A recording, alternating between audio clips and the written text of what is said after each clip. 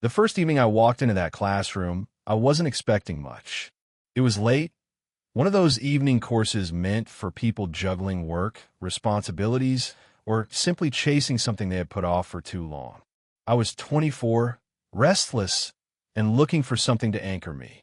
The smell of old paper and chalk dust hung in the air, mixed with the faint hum of the overhead lights. And then she entered, Professor Elena Hartley. She didn't storm into the room the way younger lecturers sometimes did, eager to impress or establish control. No, she moved with quiet certainty, her steps measured, her presence commanding without a word. She carried herself like someone who didn't need to prove anything, and yet every person in the room seemed to notice her. I know I did. Her hair, swept neatly to the side, caught the soft glow of the projector light. A delicate fragrance, something floral, subtle, maybe jasmine, lingered when she passed by my desk. Her voice was low but clear, carrying easily to the far corners of the classroom. It wasn't just the words, it was the calm cadence, the way each sentence seemed chosen with care. When she began calling out names for attendance, her eyes lifted to meet mine for the briefest second. But in that second, it felt like the entire room faded away. There was nothing flirtatious, nothing deliberate, just a pause, a quiet acknowledgement. Still, it left me unsettled, as if something had shifted in me that I couldn't name. Throughout the lecture, I caught myself watching her more than I should. The way her hand traced the edge of the desk as she spoke. How she leaned forward slightly when making a point, her eyes bright with conviction. Even the soft creases near her eyes when she smiled. Signs of a life fully lived, experiences carried with grace, drew me in more than I wanted to admit. At one point, while she was explaining a passage from a novel, she glanced across the rows and our eyes locked again. It lasted only a heartbeat, but it sent a warmth through me that lingered long after she looked away. I tried to focus on my notes, but the scratch of my pen across paper felt mechanical, detached, as though the real lecture wasn't happening in words, but in those fleeting glances in the quiet space between us. When class ended, students packed their things quickly, the scrape of chairs filling the room. I stayed back for a moment longer, pretending to adjust my notebook. She gathered her papers at the front, and I thought, just for a second, she might look up again. She didn't. Instead, she slipped her bag over her shoulder and walked out, leaving behind nothing but the faint scent of her perfume and the memory of a gaze that had already unsettled me more than I cared to admit. That night, lying in bed, I tried to tell myself it was nothing. Just a class. Just a professor. But deep down, I already knew this wasn't going to be simple. The following week, I stayed behind after class. The lecture had run a little late, and by the time Professor Hartley dismissed us, most of the students rushed out, eager to make the last bus or grab dinner before the cafeteria closed. The classroom emptied quickly, leaving only the faint hum of the overhead lights and the smell of worn paper and chalk dust in the air. I lingered at my desk, pretending to review my notes, though the truth was simpler. I wanted an excuse to speak to her. Professor Hartley? My voice came out softer than I intended. She glanced up from the papers she was stacking, her expression warm yet guarded. Yes. I walked toward her desk, notebook in hand.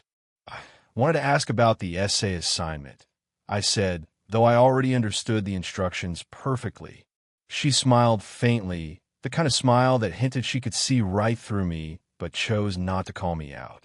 She stepped closer, leaning over the edge of my notebook as I opened it. The sleeve of her blouse brushed against my arm, just barely, and yet I felt it. I don't know why such a small thing could send a ripple through me, but it did. Her scent, soft, floral, delicate, drifted between us, and suddenly the quiet room felt heavier, charged with something I couldn't name. Then, just as quickly, she shifted back, creating a deliberate gap between us. You've understood the assignment well, she said, her tone steady. I don't think you need much clarification. I hesitated, feeling caught. I just wanted to make sure. Her gaze softened for a moment before her expression turned thoughtful, almost cautious. She folded her arms loosely and leaned back against the edge of the desk. I appreciate the enthusiasm, she said carefully, but you should know there are boundaries here. Her words hung in the air, gentle yet firm. She wasn't scolding me, but there was weight behind them, an unspoken reminder of where we stood. I nodded slowly, pretending to take it in stride. Of course, I murmured, though my voice sounded quieter than I expected. Something flickered in her eyes then. Not disapproval, not coldness, but something harder to define. Conflict, maybe. As though she was reminding herself of the same rules she was reminding me of. The silence stretched just a little too long before she finally looked away, gathering the last of her papers. You should get going, she said softly, almost like a suggestion rather than an order. I nodded and stepped back, the space between us suddenly feeling too wide. I walked toward the door, but before leaving, I glanced back once. She was standing by her desk, papers in hand, staring at nothing in particular, lost in thought. I didn't know what she was thinking, but I knew this. I wasn't imagining it. There was something unspoken here, fragile but real. And rules had never felt heavier. The days after our brief exchange felt different somehow. Nothing had been said, and yet something had shifted. In every class, I caught myself watching her without meaning to. The way she brushed a loose strand of hair behind her ear, the calm certainty in her voice when she explained a passage, the soft creases at the corners of her eyes when she smiled. And maybe she noticed me too. It was in the little things. How her gaze would sometimes linger on me a fraction longer than necessary when asking a question. How her hand would rest lightly on my desk as she leaned over to explain something, even when she didn't really need to. How? Once, I thought I saw her searching for me among the faces before beginning the lecture. But neither of us acknowledged any of it. One evening, just as class ended, the skies opened up. Sheets of rain hammered against the tall windows, blurring the streetlights into soft halos. Students groaned, pulling out umbrellas or tucking their bags under their jackets as they hurried outside. I waited by the door, watching the downpour, silently hoping it would ease. That's when I heard her voice behind me. "Forgot your umbrella?" I turned to find her standing there, her own black umbrella folded in one hand, a faint smile on her lips. "Yeah," I admitted, rubbing the back of my neck. Wasn't expecting a storm. She hesitated for a moment, as though weighing something, then opened her umbrella and extended a hand toward me. "Come on, I'll walk you to the bus stop. You'll get soaked otherwise." I hesitated too, not because I wanted to, but because I knew what being close to her would feel like. Dangerous, necessary, but I stepped closer anyway. We walked side by side beneath the small umbrella, shoulders almost touching, and yet the space between us felt unbearably fragile. The rain drummed softly above us, a steady rhythm that filled the silence. Streetlights cast pale reflections across the wet pavement, painting everything in shifting golds and silvers. At one point, a car splashed through a puddle nearby, sending a spray of water in our direction. She instinctively stepped closer to me, her shoulder brushing mine. That single, accidental touch seemed to ripple through me, leaving behind a warmth that no storm could wash away. Neither of us spoke much. Every word seemed unnecessary, too clumsy for what lingered unspoken between us. Instead, we walked in quiet, matching strides, listening to the rain and the soft, distant hum of the city. When we finally reached the bus stop, she turned to face me. For a heartbeat, we just stood there beneath the umbrella, the storm muffling the world around us. Her gaze met mine, steady and unreadable, and then she smiled, small, fleeting, but real. "Get home safe," she said softly. I nodded, stepping back into the rain as she disappeared into the night. And for the first time, I realized the truth. I was already too close. And yet, I couldn't bring myself to pull away. It was a Thursday evening when I found myself lingering after class again. Most students had already left, their voices fading down the hall, leaving behind an empty hush. The classroom lights glowed softly, casting pale reflections across the rows of desks. Outside, the sky was a deep shade of blue, just before night fully claimed it. I stayed behind, flipping absently through my notes, though I wasn't reading them. I was waiting. Professor Hartley was still at her desk, sorting through papers, her posture relaxed yet deliberate, as though every movement was carefully measured. I hesitated, wondering if I should just leave, but then she looked up, and something in her gaze made me stay. "Still here?" she asked softly, not unkindly. I had a question. I lied, though the words came out quieter than I intended. She gestured for me to come closer, resting her pen gently on the desk. "Go on." I walked up, my notebook in hand, but I didn't open it. For a moment, neither of us spoke. The silence between us was heavy, almost tangible, filled with everything we hadn't said. Finally, I exhaled. "It's not about the class." Her expression shifted, just slightly, but enough to see it. A flicker of guardedness, of knowing. She leaned back slightly, folding her arms loosely across her chest. "You shouldn't say what I think you're about to," she said quietly. I hesitated, my throat tight. Maybe I shouldn't, but if I don't, it's going to stay stuck in my head. She looked at me for a long moment, her expression unreadable. Then she sighed softly and lowered her gaze, her fingers tracing an invisible line across the edge of the desk. Whatever this is," she murmured, her voice barely above a whisper, "it can't happen." I nodded slowly, not in agreement, but in acknowledgement. I understood the rules. I knew what she was saying, what she was trying to protect us from. But understanding didn't make it easier. "Then why?" I asked quietly. "Does it feel like it already has?" That made her look up sharply, her breath catching just slightly. For a heartbeat, I thought she'd tell me to leave, to forget everything, to keep my distance. But she didn't. Instead, she just stared at me, her lips parted as though searching for words that wouldn't come. Her hand hovered near mine on the desk, hesitating in the space between us. She didn't touch me, not yet, but the closeness, the unspoken possibility, was enough to make my pulse hammer in my ears.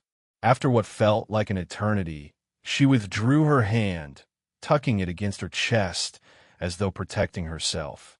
"You should go," she said softly, almost pleadingly. I nodded, stepping back slowly, giving her the space she seemed to need. But as I turned to leave, I caught one last glimpse of her, still standing by the desk, papers forgotten, her expression caught somewhere between restraint and longing. And in that moment, I realized something neither of us had said out loud. The harder we tried to stay within the lines, the more impossible it became. It was late when I saw her again. The faculty building was nearly empty, its hallways dimly lit and quiet enough that every sound felt amplified. The distant hum of the vending machine, the soft creak of floorboards beneath my shoes. I was leaning against the cool metal railing just outside, waiting without fully admitting to myself that I was. She emerged a few minutes later, carrying a small stack of papers, her bag slung over her shoulder. Her heels clicked softly against the polished tiles before falling silent when she noticed me. "You're still here?" she asked, pausing in the doorway. I nodded, trying to keep my tone casual. "Yeah, thought I'd walk you out. It's late." For a moment, she said nothing, just studying me with that measured gaze of hers, the one that always seemed to see past words. Then she stepped outside, pulling her coat tighter against the cool night air. We walked together along the quiet path that led to the parking lot. The air was crisp, carrying the faint scent of rain from earlier in the day. A single street lamp flickered above, casting pale light that stretched our shadows long across the pavement. "You shouldn't wait around for me," she said softly after a moment, her voice steady but laced with something unspoken. "Maybe not," I replied, hands tucked in my pockets. "But I wanted to." She sighed, a quiet, restrained sound, and for a while, neither of us spoke. The silence wasn't uncomfortable, but it was heavy, filled with everything we weren't saying. Finally, I stopped walking. "Elena," I said before I could second-guess myself. She turned to face me, her brow faintly furrowed. "I know the rules," I said, my voice low. "I know why they exist. But I can't pretend I don't feel this." Her lips parted slightly, as though she was about to speak, but nothing came. She blinked slowly, her expression softening in a way I'd never seen before. "You make this harder than it should be," she whispered, her voice fragile in the quiet. I stepped a little closer, just enough that I could see the faint rise and fall of her breath. "Tell me to stop, and I will," I said gently. She looked at me for a long moment, her gaze flickering between my eyes, searching for something. But instead of stepping back, she stood perfectly still. My hand brushed against hers, just lightly, almost tentative. Her fingers trembled beneath the touch, but didn't move away. It wasn't much, not even a real touch, not yet, but in that moment, it felt like the most significant thing in the world. Under the pale glow of the street lamp, her expression softened, and a faint, wistful smile touched her lips. "You should go," she whispered, but her voice carried no weight, no finality. And for the first time, I didn't believe her. The campus library was nearly deserted that night. Most students had already gone home, and the archives, a quiet section tucked away behind heavy oak doors, were empty except for the soft hum of the old air vents. Rows of towering shelves loomed above, casting long shadows in the dim yellow light. I wasn't supposed to be there. Neither was she. I'd come looking for a reference book for an essay, and when I pushed open the heavy doors, I found her standing by one of the far tables, reading glasses perched lightly on her nose, flipping through a stack of papers. Professor Hartley looked up when she heard the door creak open. For a second, her expression flickered, surprise, maybe even hesitation, before settling into something neutral. "You're here late," she said softly, adjusting her glasses. "So are you," I replied, my voice equally low, as though instinctively matching the hush of the space around us. She hesitated, then gestured vaguely to the papers in front of her. "Grading." I nodded, stepping deeper into the room, the sound of my footsteps muffled by the old carpet. The silence between us was thick, charged, as though neither of us knew whether to move closer or further away. Finally, she broke it. "This isn't smart," she murmured, her voice so soft I almost didn't hear it. I stopped by the edge of the table, leaning lightly against it. "Then why are you still here?" Her gaze snapped up to mine, steady but conflicted. "I don't know," she whispered. That admission hung between us, like an open secret neither of us could take back. I watched her inhale slowly, as though steadying herself before setting her papers aside. "You have to understand," she began, her voice quiet but firm. "If anyone, no one's here," I interrupted gently. Silence stretched again, filled only by the faint hum of the lights overhead. I stepped closer, slowly, giving her every chance to pull away. "She didn't." "Elena," I said softly, tasting her name like something forbidden. "Tell me you haven't thought about this, too." Her lips parted slightly, but no sound came out. Her eyes, though, they said everything. When she finally spoke, her voice was barely a whisper. "More than I should." That was it.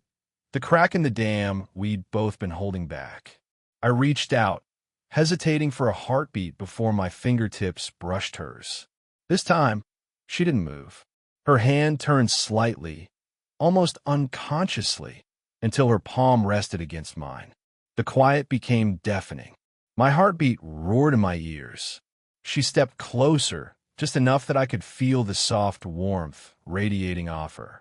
Her hand rose, slowly, almost reluctantly, until it rested against my chest, light as air, yet grounding in a way that made everything else fall away. Her forehead brushed mine, and for a moment, neither of us moved. No kiss, no words, just the weight of what was finally unspoken no longer. "This changes everything," she breathed. "I know," I whispered back, "but I don't care." And in that silent, fragile space between us, we crossed a line we could never return from.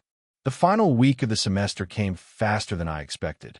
The air on campus carried the soft chill of early winter, and bare branches swayed gently against a pale gray sky. The hallways were louder than usual, filled with students swapping plans for the break, laughing, shouting, promising to keep in touch. But beneath all that noise, something felt different. Our last class was supposed to be simple, a final discussion before submitting essays and saying goodbye until next term. Professor Hartley stood at the front of the room, composed as always, her expression calm, professional, untouched by the restless energy of students eager to leave. And yet, when her gaze found mine across the room, something in it softened. Just slightly, just enough that I felt it. The lecture passed in fragments, my mind only half on her words. I caught myself tracing the curve of her handwriting on the whiteboard, listening more to the cadence of her voice than the meaning behind it. Every now and then, I thought I saw her doing the same, looking toward me a beat longer than she needed to before redirecting her attention elsewhere. When the session ended, students filed out quickly, their chatter fading into the corridor. I stayed behind, deliberately slow in packing my things, waiting without saying I was. She lingered too. At one point, she stood by the door, holding a stack of essays against her chest, as if waiting for me to leave. But I didn't, and she didn't ask me to. Finally, she walked back to the desk, setting the papers down with quiet care. "It's strange," she said softly, almost to herself, "how fast this term went." I nodded, faster than I wanted it to. That earned me a faint smile, small, fleeting, but real. For a while, neither of us spoke. The silence between us felt different now, less heavy than before, but no less meaningful. There was no pretending anymore, no denying the quiet gravity of what had grown between us. I stepped closer, slow enough to give her space to stop me if she wanted to. She didn't move.